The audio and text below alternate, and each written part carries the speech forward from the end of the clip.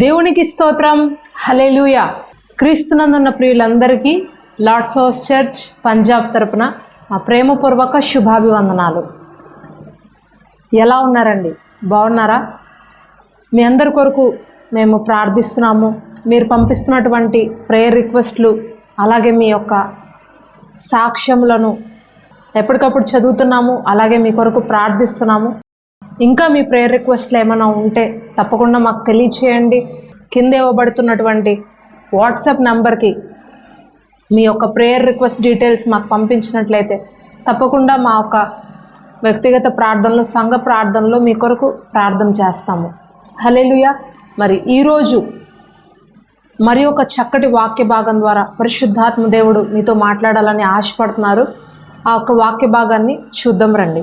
సామెతల గ్రంథము 13వ అధ్యాయము 12వ వచనం. కోరిక సఫలము కాకుండుట చేత హృదయము నొచ్చును, సిద్ధించిన మనోవాంఛ జీవవృక్షము. కోరిక సఫలము కాకుండుట చేత హృదయము నొచ్చును. మన జీవితంలో మనము ఏదైనా అనుకున్నది జరగనప్పుడు చాలాసార్లు మన హృదయంలో మనము నొచ్చుకుంటాము.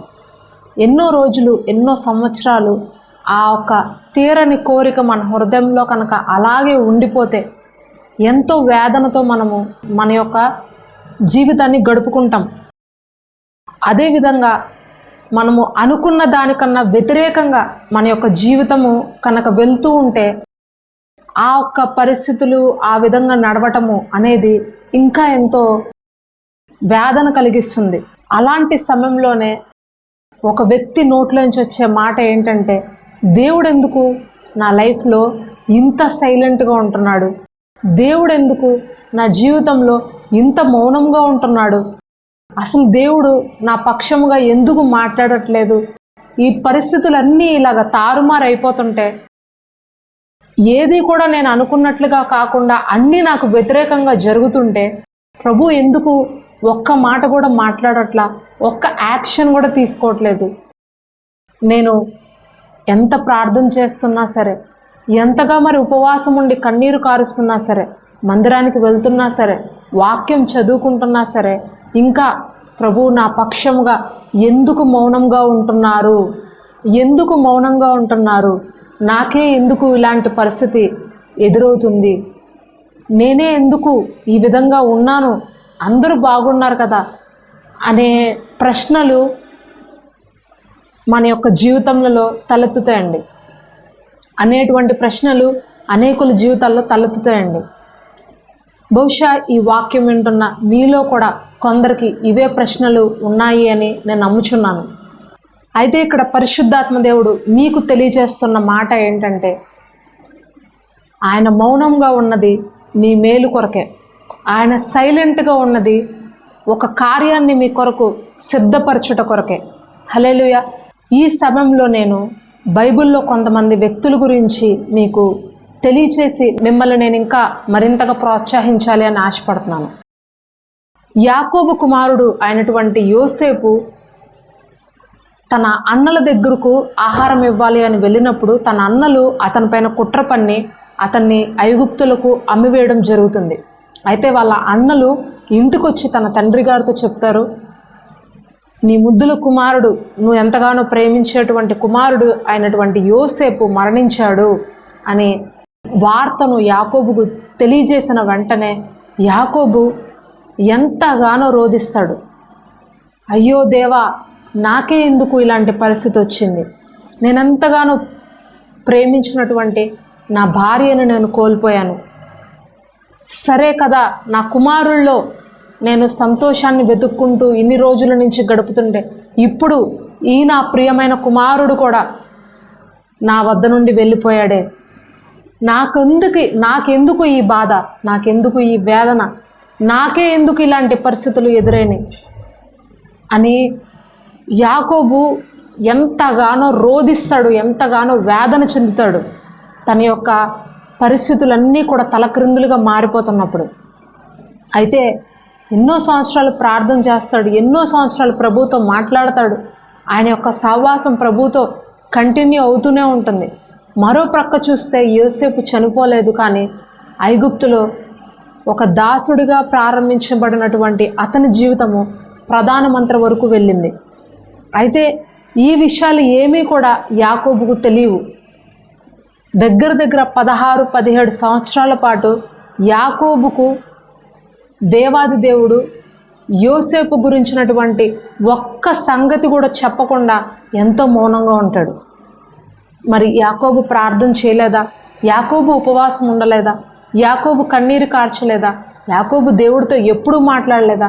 కానీ ఒక్కసారి కూడా ఒక దర్శనం రూపంలో కానీ, ఒక కళ రూపంలో కానీ, లేదా ప్రభువే ప్రత్యక్షమై నీ కుమారుడు చనిపోలేదు యాకోబు, ఇజ్రాయేలు నీ కుమారుడు చనిపోలేదు, అతను నేను భద్రంగా కాపాడాను, అతను నేను ఒక మంచి స్థానంలో నిలబెడుతున్నాను, నువ్వు బాధపడకు, నీ దిగులు పడకు అని ఒక్కరోజు కూడా ప్రభువు అతనితో మాట్లాడిన మనము దాఖలాలు చూడము. ఎందుకు ప్రభువు అంత మౌనంగా ఉన్నారు? ఎందుకు ప్రభువు అంతగా మరి యాకోబుకు తెలియచేయకుండా ఉన్నారు? కట్ చేస్తే ఒకానొక రోజు ఒక శుభవార్త యాకోబుకు వినపడింది. అదేంటంటే, నీ కుమారుడైనటువంటి యోసేపు చనిపోలేదు, ప్రతిగా అతను ఒక ప్రధానమంత్రి అయి ఒక దేశాన్ని పరిపాలించుచున్నాడు. ఇప్పుడు అనేక దేశాల్లో కరువు నడుస్తుంది కదా, అయితే అతను ఆ ఒక్క దేశానికి ఆహారం ఇచ్చి పోషించడం మాత్రమే కాదు, అనేక దేశస్థులను ఆ ఒక్క దేశంలో ఉన్నటువంటి ఆహారాన్ని ఇచ్చి పోషిస్తున్నాడు అన్న ఒక శుభవార్త, ఒక మంచి కబురు యాకోబు చెవిన పడినప్పుడు అతని యొక్క ఆనందానికి అవధులు లేవు. ఇది కళ నిజమా? చనిపోయాడు నా కుమారుడు, నేను కూడా మరణించి నా కుమారుడు వద్దకు వెళ్తాను అని అనుకుంటే ఇదేంటి, ఇది నిజమేనా అన్నంత పర్యంతము యాకోబు జీవితంలో తలెత్తిందండి. అయితే ఎప్పుడైతే తన కుమారుని తన కళ్ళతో తను చూసుకున్నాడో అప్పుడు ప్రభువుని ఎంతగానో స్తుతించాడంట. అందుకే ఐగుప్తు రాజుతో ఒక మాట అంటాడు, అయ్యా నా యొక్క జీవిత దినములన్నీ కూడా ఎంతో ప్రయాసతో ఎంతో వేదనతో నేను గడిపాను అని చెప్తాడు. ఎందుకంటే గత 17 సంవత్సరాలుగా ఒక్క శుభవార్త కూడా నేను వినలేదు, ఒక్క మంచి రోజు కూడా నేను చూడలేదు, ఒక్క రోజు కూడా నేను సంతోషంగా లేను. కానీ ఎప్పుడైతే యోసేపుని చూశాడో, ఎప్పుడైతే ప్రధానమంత్రి స్థానంలో ఉన్నటువంటి యోసేపుని చూశాడో, దేవుడు మౌనం వెనక దాగి ఉన్నటువంటి ఆ గొప్ప బహుమానము యాకోబు చూసినప్పుడు, దేవుడు ఎందుకు మౌనంగా ఉన్నాడా, దేవుడు ఎందుకు నా జీవితంలో ఇన్ని రోజులు కలుగు చేసుకోలేదా అన్న విషయము యాకోబుకు అప్పుడు అర్థమైంది. హల్లెలూయా! ఎంత మంచి దేవుడు కదండి. కొన్నిసార్లు మన జీవితంలో మన పరిస్థితులు తలకిందులుగా మారిపోతున్నప్పుడు, మన పరిస్థితులు ఏది కూడా అర్థం కానట్టుగా ఉన్నప్పుడు, ప్రభుతో మనము ఎంతగా ప్రశ్నించినా, ఎంతగా మాట్లాడినా సరే దేవుడు ఒక్క మాట కూడా మనతో మాట్లాడరు. నా వ్యక్తిగత జీవితంలోనే నేను ఎన్నో మార్లు ప్రభుతో మాట్లాడుతూ ఉంటాను, ప్రశ్నలు వేస్తుంటాను. ప్రభువా, ఈ యొక్క పరిస్థితి ఎందుకు ఇలాగుంది, ఈ యొక్క పరిస్థితి ఎందుకు ఇలాగుంది, దీన్ని నువ్వు మార్చొచ్చు కదా, దీనిని నువ్వు ఈ విధంగా చేయవచ్చు కదా, ఇది మాకెంతో వేదన కలిగిస్తుంది, ఇది మాకెంతో బాధ కలిగిస్తుంది అని ఎన్నిసార్లు ప్రభుతో అడిగినా, విన్నవించుకున్నా, మొరపెట్టుకున్నా, కన్నీరు కార్చిన ప్రభు ఒక్కొక్కసారి దాని గురించి ఒక్క మాట కూడా మాట్లాడరు. సరికదా, ఆయన ఎంతో మౌనంగా ఉంటారు. ఆయన మౌనము మనము భరించలేము, ఆయన మౌనము మనము తట్టుకోలేము. కానీ ఆయన మౌనంగా ఉన్నది ఎందుకు అంటే, మనము తప్పు చేశాము, మనం పాపం చేశాము అని కాదు, కానీ ఆయన మౌనంగా ఉన్నది నీ కొరకు ఒక కార్యాన్ని ఆయన సిద్ధపరుస్తున్నాడు అని అర్థం. ఆయన మౌనంగా ఉన్నది నీ కొరకు ఒక గొప్ప మేలును ఆయన దాచి ఉంచి ఒకానొక దినమున దానిని నీకు నీ చేతిలో పెట్టాలని. హల్లెలూయా! మరొక సందర్భాన్ని కూడా నేను మీకు జ్ఞాపకం చేస్తానండి. లాజరు చనిపోయి సమాధి చేయబడ్డాడు. ఆ విషయం యేసుక్రీస్తు ప్రభు వారికి తెలియజేయబడింది. అందరూ అడుగుతారు వచ్చి, లాజర్ సమాధి చేయబడుతున్నాడు, లాజర్ రోగిగా ఉన్నాడు, ఒక్కసారి వచ్చి పరామర్శించు, ఒక్కసారి వచ్చి పరామర్శించు, అతన్ని స్వస్థపరచు అని అడిగినా సరే యేసుక్రీస్తు ప్రభు వారు ఏమీ మాట్లాడరు. అతను చనిపోతాడు అయినా ఏమీ మాట్లాడరు, అతను సమాధి చేయబడతాడు అయినా ఏమీ మాట్లాడరు. అయితే అతను చనిపోయిన 3 దినములైన తర్వాత అప్పుడు తన శిష్యులను చూసి అంటారు, ఇప్పుడు లాజరు వాళ్ళ ఇంటికి వెళ్దాం పదండి అని శిష్యులతో చెప్పినప్పుడు వాళ్ళకి ఏం అర్థం కాదు. అతను కాయిలా పడి ఉన్నప్పుడు ప్రభువు ఏమీ మాట్లాడలేదు. అతను చనిపోయి సమాధి చేయబడిన తర్వాత అక్కడికి వెళ్ళి ప్రయోజనం ఏంటి అని వీళ్ళకి మనసులో సందేహాలు వస్తాయి. కానీ దేవుడు ఏది చేసినా కూడా అది దేవుని నామానికి మహిమకార్థకంగా జరగడానికే ప్రభువు వారు చేస్తారు. అది మనకు అర్థం కాదు.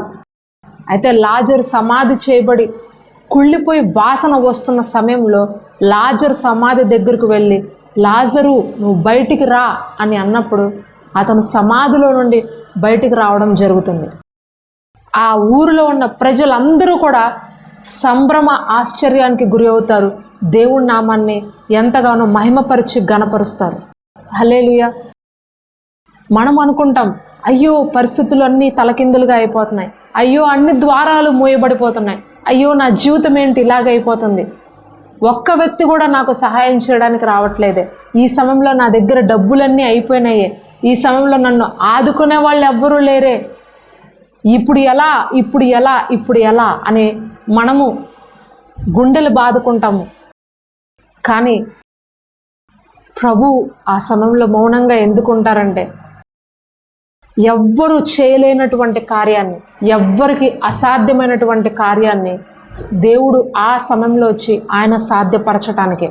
ఆయన మౌనంగా ఉండి కనిపెడుతున్నది ఎందుకంటే ఘనత, మహిమ, ప్రభావములు ఆయన నామానికి చెందడానికి. హల్లెలూయా. మీరు అనుకోవచ్చు ఈ సమయం దాటిపోతుంది, ఆలస్యం అయిపోతుంది అని. కానీ దేవుడు ఎప్పుడూ కూడా ఆలస్యం చేయు దేవుడు కాదండి. దేవుని సమయము ఇంకా రాలేదు. ఆ ఒక్క ఉద్దేశం ఏంటంటే ఆయన సమయం ఇంకా రాలేదు కాబట్టే ఆయన ఎదురు చూస్తున్నాడు. ఆయన సమయం ఎప్పుడైతే వచ్చిందో అప్పుడు మీ జీవితంలో ఆయన వచ్చి ఆయన యొక్క కార్యాన్ని చేయడం ప్రారంభిస్తారు. కనుక ప్రియమైన సోదరి సోదరులారా, ఈరోజు ప్రభు నాతో మాట్లాడట్లేదు, ప్రభు నాతో మౌనంగా ఉంటున్నారు అని మీరు బాధపడద్దు. నేను ఏదైనా తప్పు చేశానా, నేను ఏదైనా పాపం చేశానా, ఎందుకు ప్రభు నా చేయి విడిచిపెట్టారు, ఎందుకు ప్రభు నన్ను పట్టించుకోవట్లేదు, ఎందుకు ప్రభు నాతో కోపంగా నడుచుకుంటున్నారు. ఒక్కొక్కసారి నేను ఇలా అనుకునేదాన్నండి, ప్రభువా నీకు నా మీద కోపం వచ్చిందా, నువ్వు నన్ను ఎందుకు చూడట్లేదు, నువ్వు నాతో ఎందుకు మాట్లాడట్లేదు అని ఒక్కొక్కసారి నేను అడిగేదాన్ని. ఇంతకుముందు ప్రభు గురించి ఎట్లా అనుకునేదాన్ని అంటే, ఇంతకుముందు నా మీద కోపం వచ్చిందేమో అని. ప్రభుకి ఎవ్వరి మీద కోపం రాదండి. ఆయన కోపగించుకునే దేవుడు కాదు. ఆయన కోపము నిమిషం మాత్రం ఉంటుంది, కానీ ఆయన దయ ఆయుష్కాలం అంతా ఉంటుందంట. హల్లెలూయా. మన తలంపుల కన్నా ఆయన తలంపులు ఎంతో ఉన్నతమైనవి. మన ఆలోచనల కన్నా ఆయన ఆలోచనలు ఎంతో ఘనమైనవి. ఆయన మిమ్మల్ని ఆశీర్వదించడానికే, ఆయన మిమ్మల్ని దీవించడానికే ఆయన ఆశ కలిగి ఉన్నారు. కానీ మిమ్మల్ని విడిచిపెట్టి మీపైన కోపం పెట్టుకొని మీపైన ఆయాసాన్ని కలిగి ఉండే దేవుడు ఆయన కానే కాడు. హల్లెలూయా. ఇక్కడ యెషయా గ్రంథంలో ఒక చక్కటి వాగ్దానం మీకు తెలియజేసి ఈ సందేశాన్ని నేను ముగిస్తాను. యెషయా గ్రంథము 62వ అధ్యాయము 1వ వచనంలో ఇలాగ రాయబడింది, సియోను నీతి సూర్యకాంతి వలె కనపడు వరకు, దాని రక్షణ దీపము వలె వెలుగుచుండు వరకు, సియోను పక్షమందు నేను మౌనముగా ఉండను, యెరూషలేము పక్షమందు నేను ఊరకుండను. హల్లెలూయా. చూడండి, ప్రభు మీతోనే మాట్లాడుతున్నారు. సియోను నీతి సూర్యకాంతి వలె కనపడు వరకు, దాని రక్షణ దీపము వలె వెలుగుచుండు వరకు, సియోను పక్షమందు నేను మౌనముగా ఉండను. హల్లెలూయా. దీపిక పక్షమందు నేను మౌనముగా ఉండను. దీపిక యొక్క సేవ జీవితంలో నా నీతి కనబడేంత వరకు నేను ఊరకుండను, నా వెలుగు కనబడేంత వరకు నేను మౌనంగా ఉండను. ఈరోజు ఈ యొక్క వాక్యంలో మీ పేర్లు పెట్టుకొని మీరు ఇలాగే చదువుకోండి. ఆయన నీతి మీ జీవితంలో కనబడేంత వరకు, ఆయన వెలుగు మీ జీవితంలో ఉదయించేంత వరకు కూడా ఆయన మౌనంగా ఉండను, నేను ఊరుకోను, నేను విశ్రమింపను అని ఈరోజు ప్రభు వాగ్దానం చేస్తున్నారు. దేవుని కోసం మీరు ఏదైతే ఇంతకాలము ఎదురు చూసి కనిపెట్టి త్యాగం చేసి సమర్పణతో ఉన్నారో అది ఏది కూడా వృధా కాదు. ప్రియమైన సోదరి సోదరులారా, ఏది కూడా వృధా కాదు. పరిశుద్ధాత్మ దేవుడు ప్రతి కార్యమును, మీరు చేసిన ప్రతి మంచి పనిని, ఆయన రాజ్యం కొరకు, ఆయన నీతి కొరకు మీరు ఎంతగా వేదన పడ్డారో, ఎంతగా బాధపడ్డారో, ఎంత కన్నీరు కార్చారో, ఆయన రాజ్యం కొరకు, ఆయన నీతిని కొరకు మీరు ఏదేం చేశారో, మీరు ఎంత కన్నీరు కార్చారో అది ప్రభు చూస్తూనే ఉన్నారండి. ఆయన అన్నీ కూడా లిఖించుకుంటూనే ఉన్నారు. నేను గత సందేశంలో ఒక ఆడియో మెసేజ్ చెప్పాను. అది మీరు ఎంతమంది విన్నారో నాకు తెలియదు. మనము చేసే ప్రతి మంచి కార్యము కూడా ప్రభువు ఎప్పటికప్పుడు లిఖించుకుంటారంట. ఎందుకంటే అందులో ఏ ఒక్క సంగతిని కూడా విడిచిపెట్టకుండా మీరు చేసిన దానికి ప్రతిగా ఆయన మీకు గొప్ప బహుమానము ఇవ్వటానికి వీలుగా ఆయన ప్రతి కార్యమును రాసుకుంటున్నారంట. హల్లెలూయా. కనుక నిరాశ చెందొద్దు ప్రేమన సోదరి సోదరులారా. నేను ఈ ఊరు వచ్చే ముందు, అంటే ఈ పంజాబ్ వచ్చే ముందు కారులో కూర్చున్నానండి. మా కారులోనే నేను ఇక్కడ పంజాబ్ వరకు రావడం జరిగింది. హైదరాబాద్ నుంచి పంజాబ్కి మేము 3 రోజులు పట్టింది మా కారులో రావడానికి. అయితే పంజాబ్ ఎప్పుడైతే ఎంటర్ అయ్యానో నా కళ్ళల్లో నీళ్ళు వరదల్లాగా వచ్చేస్తుంది. అంతవరకు నేను ఏడవలేదు, అంతవరకు అసలు ఎలాంటి బాధ కూడా నా హృదయంలో రాలా. నేను వచ్చేది దేవుని కోసమే కదా అనే ఫీలింగ్లోనే నేను ఉన్నాను. కానీ ఎప్పుడైతే పంజాబ్ వచ్చిందని మా కారులో కూర్చున్నటువంటి డ్రైవర్ చెప్పాడో నాకు ఇంకా వెంటనే కళ్ళల్లో నీళ్ళు వచ్చేసినాయి.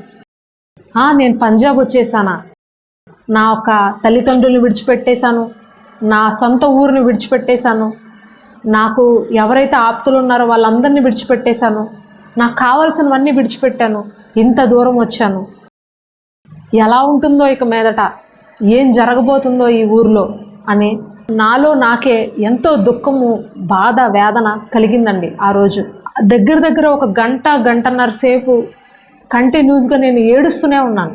ఏడ్చి ఒక మాట ప్రభుతో అన్నా, ప్రభువా నేను 1 సంవత్సరం చూస్తాను.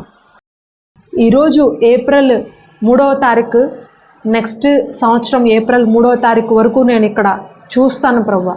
నువ్వు మమ్మల్ని ఇక్కడికి రమ్మన్నావు, నేను నీ పైన నమ్మకం పెట్టుకొని ఇక్కడికి వచ్చాను. 1 సంవత్సరం వరకు నేను కనిపెడతాను ప్రభువా. నాకు నిజంగా ఇక్కడ సమాధానం రాకపోయినా, నాకు ఏది జరగకపోయినా నేను మళ్ళీ వెళ్ళిపోతాను ప్రభువా అని చాలా ఏడుస్తూ, ఒక చిన్న పిల్ల తన తండ్రితో ఎలాగా పెంకితనంగా పట్టుదలగా మాట్లాడుతుందో అలాగే నేను ప్రభుతో ఆ రోజు మాట్లాడానండి.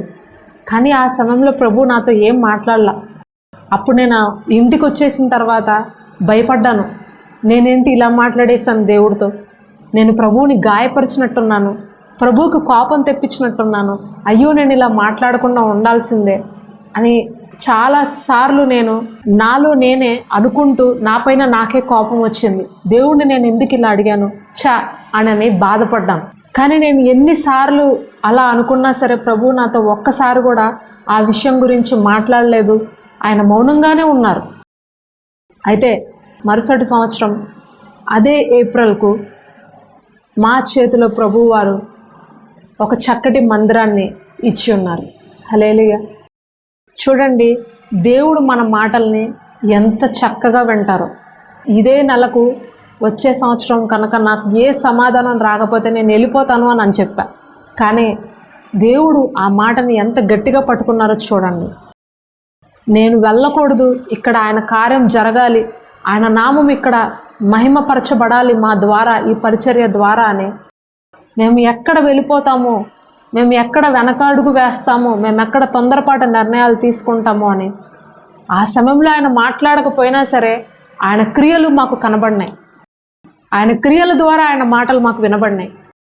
ఈరోజు మీ జీవితాల్లో కూడా బహుశా ఆయన మాటలు వినపడకపోవచ్చు, ఆయన స్వరం మీకు తెలియబడకపోవచ్చు, ఏ దర్శనము, ఏ ఒక్క కళ ద్వారా మీతో మాట్లాడకపోవచ్చు, ప్రవక్తలు మౌనంగా ఉండవచ్చు, సేవకులు మౌనంగా ఉండవచ్చు, మనుష్యులు మౌనంగా ఉండవచ్చు, తల్లిదండ్రులు మౌనంగా ఉండవచ్చు. కానీ దేవుని మౌనము ఎంతో అద్భుతమైనదండి. ఆయన మౌనంగా ఉన్నాడు అంటే ఏదో జరుగుతుంది వెనకాల అని అర్థం. మీ కొరకు ఒక గొప్ప ప్లాన్ చేయబడుతుంది అని అర్థం. ఒక గొప్ప ఆశీర్వాదము మీ కొరకు సిద్ధపరచబడిపోతుంది అని అర్థం. ఎప్పుడైతే మీ మనోవాంఛలు సిద్ధిస్తాయో అప్పుడు మీ జీవితంలో జీవజల ఊటలు ఉబికి వస్తాయండి. మీరు అనేకులకు ఆశీర్వాదకరంగా ఉంటారు. మీరు చేయవలసిందల్లా ఒకటే, మీ హృదయాన్ని సంపూర్తిగా ప్రభువు పైన ఉంచండి. ఆయనపైనే మీ నిరీక్షణ కలిగి ఉంచండి. నాకు ఏది ఉన్నా ఏది లేకపోయినా, అధికారం ఉన్నా పోయినా, పేరు ఉన్నా పోయినా, ఆస్తిపాస్తులు ఉన్నా పోయినా, మనుషులు నాన్నవారు నన్ను విడిచిపెట్టేసినా విడిచిపట్టకపోయినా, ప్రభువా నువ్వు ఉన్నావు నాకు చాలు అనే ఒక గొప్ప భరోసాతో మీరు ముందుకు వెళ్ళినట్లయితే ప్రభువే అన్నీ మీ జీవితంలో చూసుకుంటారు. కాబట్టి ధైర్యం కలిగి ఉండండి. ప్రభువు పైన నిరీక్షణ కలిగి ఉంచండి.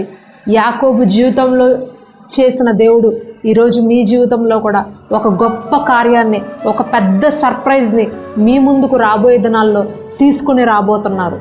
లాజర్ విషయంలో ఏ విధంగా తన యొక్క సహోదరులకు, ఆ ఊరు ప్రజలకు ఒక పెద్ద సర్ప్రైజ్ తీసుకొచ్చారో అలాగా మీ లైఫ్లో కూడా ఒక పెద్ద సర్ప్రైజ్తో ప్రభువు మీ ముందుకు రాబోతున్నారు. ఈరోజు ఆయన చేసిన వాగ్దానాలు, ఆయన చెప్పిన మాటలు అక్షరాల నెరవేర్చి ఒక గొప్ప సర్ప్రైజ్ మీ ముందుకు అతి త్వరలో రాబోతుంది. కనుక నిరీక్షణతో వేచి ఉండండి. దేవుని కొరకు కనిపెట్టుకొని ఉండండి. యెహోవా కొరకు కనిపెట్టుకున్న వారు భూమిని స్వతంత్రించుకుంటారు, దేశాన్ని స్వతంత్రించుకుంటారు. హల్లెలూయా. ఆయన మాట కొరకు ఎదురు చూసిన వారు ఎప్పుడు కూడా ఓడిపోలేదు, సోలిపోలేదు. కనుక దేవుడు మౌనంగా ఉన్నాడు అని మీరు బాధపడద్దు, నిరాశలోకి వెళ్ళొద్దు, డిప్రెషన్లోకి వెళ్ళొద్దు. కానీ ఆయన మాట్లాడట్లేదు అని మీరు దిగులు చెందొద్దు. కానీ దేవుడు మాట్లాడకపోయినా ఆయన క్రియలు మీ జీవితంలో జరుగుతున్నాయి, అది మీరు గుర్తించండి. హల్లెలూయా. మరి ఈ సమయంలో ఈ వాగ్దానము మీ జీవితంలో నెరవేర్చబడాలని మీ అందరి కొరకు ఒక చిన్న ప్రార్థన చేస్తాను. ప్రార్థన. పరిశుద్ధుడా, ప్రేమ కలిగిన మా తండ్రి, నీకు వందనాలు ప్రభు, స్తోత్రాలు. ఇక్కడ ఎంతోమంది ప్రభు నా జీవితంలో మౌనంగా ఉన్నారు. దేవుడు నాతో ఏమీ మాట్లాడట్లేదు, ఎందుకు ప్రభు నన్ను ఇంతగా పరీక్షిస్తున్నారు, నేను ఏం తప్పు చేశాను, ప్రభు నా పైన కోపంగా ఉన్నారా, ఎందుకు ఆయన ఇంత సైలెంట్గా ఉన్నారు అని ఎంతమంది అయితే ప్రభువా మరి ఈ సమయంలో కన్నీరు కారుస్తున్నారో తండ్రి, అట్టి బిడ్డలతో నాయన ఈ సమయంలో నువ్వే మాట్లాడు ప్రభువా. తండ్రి, నీ మౌనం వెనక దాగి ఉన్నటువంటి గొప్ప ఆశీర్వాదాన్ని నువ్వు వారికి కనపరచు ప్రభువా. మీ మౌనం వెనక దాగి ఉన్నటువంటి ఆ ఒక గొప్ప సర్ప్రైజ్ని వారికి తెలియచేయండి ప్రభువా. తండ్రి, వారి జీవితంలో ఒక నూతనమైన కార్యాన్ని మరి ఈ సమయంలో జరిగింపచేయమని వేడుకుంటున్నాం తండ్రి. నాకు ఎవరు సహాయం చేయట్లేదు, నా పరిస్థితులన్నీ తలక్రిందులైపోయినాయి అని ఎంతమంది అయితే ఒక తొందరపాటు నిర్ణయాలు తీసుకుంటున్నారో, నజరేయుడైన యేసు నామంలో తిరిగి మరలా వారికి నూతన హృదయము, నూతన ఆత్మను దయచేయుచున్నాం ప్రభువా. అట్టి వారి యొక్క హృదయములలో సంతోషము, సమాధానమును కలిగించుచున్నాము నా తండ్రి. ప్రభువా, సిద్ధించిన మనోవాంఛ జీవపు వృక్షము అంటున్నావు తండ్రి. మా కోరికను యావత్తును సఫలపరిచి మా ఆలోచన యావత్తును నెరవేర్చమని వేడుకుంటున్నాం తండ్రి యేసు నామములో. నా దేవా, నీకే సమస్త మహిమ, ఘనత, ప్రభావాలు ఆరోపిస్తూ చిన్న ప్రార్థన యేసుక్రీస్తు వారి అతి పరిశుద్ధ నామంలో అడిగి వేడుకొంచున్నాను పరమ తండ్రి. ఆమేన్. దేవునికి స్తోత్రం అండి. విన్న వర్తమానం మీకు ఆశీర్వాదకరంగా ఉంటే తప్పకుండా ఇతరులకు షేర్ చేయండి. మీ వాట్సాప్ స్టేటస్లో కూడా ఈ యొక్క లింక్స్ని మీరు షేర్ చేసినట్లయితే అది ఇతరులకు కూడా ఆశీర్వాదకరంగా, దీవెనకరంగా ఉంటుంది. అలాగే ప్రతి బుధవారము, శనివారము రాత్రి 9 గంటల నుండి 10 గంటల వరకు మేము గూగుల్ మీట్ను ఏర్పాటు చేస్తున్నాము. మీలో ఇంకా ఎవరైనా ఈ యొక్క గూగుల్ మీట్లో జాయిన్ అవ్వకపోతే తప్పకుండా ఈ గూగుల్ మీట్లో మీరు కూడా జాయిన్ అవ్వండి. చక్కటి సందేశాలు, ఆరాధన, అలాగే మీ ప్రార్థన భారాల కొరకు ప్రార్థన కూడా చేయబడుతుంది. కనుక ఈ అవకాశాన్ని మీరు సద్వినియోగపరచుకోండి. మీకు ఈ డీటెయిల్స్ కావాలి అని అంటే కనుక ఈ కింద ఇవ్వబడుతున్నటువంటి వాట్సాప్ నెంబర్కి మీరు మెసేజ్ చేసినట్లయితే, మీ డీటెయిల్స్ పంపించినట్లయితే ఈ గూగుల్ మీట్ వివరాలు మీకు మేము తెలియజేస్తాము. హల్లెలూయా. God bless you. దేవుని ప్రేమ, ఆయన కాపుదల మీకు, మీ కుటుంబాలకు ఎల్లప్పుడూ తోడుగా ఉండి నడిపించునుగాక. ఆమేన్.